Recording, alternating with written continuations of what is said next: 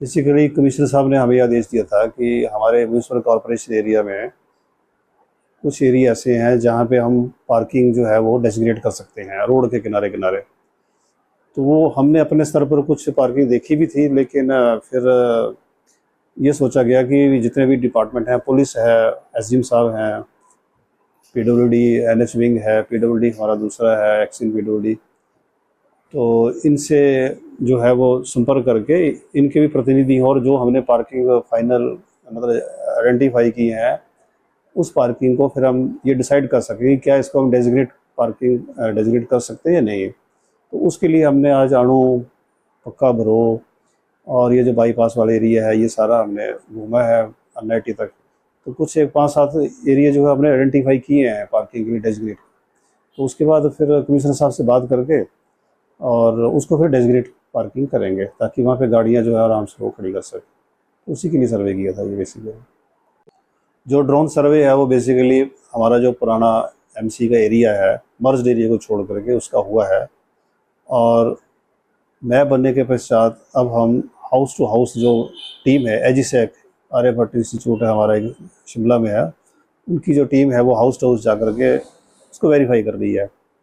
तो इस सर्वे से हमारा डिजिटल हो जाएगा, हमारा प्रॉपर्टी टैक्स डिजिटल हो जाएगा, हमारा जितना भी इंफ्रास्ट्रक्चर है, सड़कें हैं, गलियां हैं, ये हमारे स्ट्रीट लाइट के पोल हैं, ये सारे मतलब डिजिटल हो जाएंगे। तो हम उसको अच्छी तरह से मैनेज कर पाएंगे। तो ये उस तरह का सर्वे चला हुआ है। अभी हम इनको नए जो हमारा पुराना वाला एरिया उसी में कर रहे हैं और नए वाला जो मर्ज्ड एरिया है उसके लिए भी हमने लेटर लिख दिया है। हालांकि वहाँ प्रॉपर्टी टैक्स अभी नहीं लगेगा, वो हमारा मर्ज्ड एरिया है, गांव से आया है, उसके लिए निर्णय तो बाद में लेंगे। लेकिन सर्वे हम उसका पहले करवा लें ताकि हमें पता चले कि वहाँ सड़कें कितनी हैं, गलियाँ कहाँ हैं, कहाँ बस्ती है। तो हमें थोड़ा सुविधा रहेगी क्योंकि एक बार हो जाएगा तो पूरे एरिया का मैप हमारे पास आ जाएगा। तो सर्वे हम पूरे एरिया का कर रहे हैं, लेकिन फ़िलहाल प्रॉपर्टी टैक्स जो पुराना एरिया वही लगेगा, नए वाले में अभी नहीं लगेगा।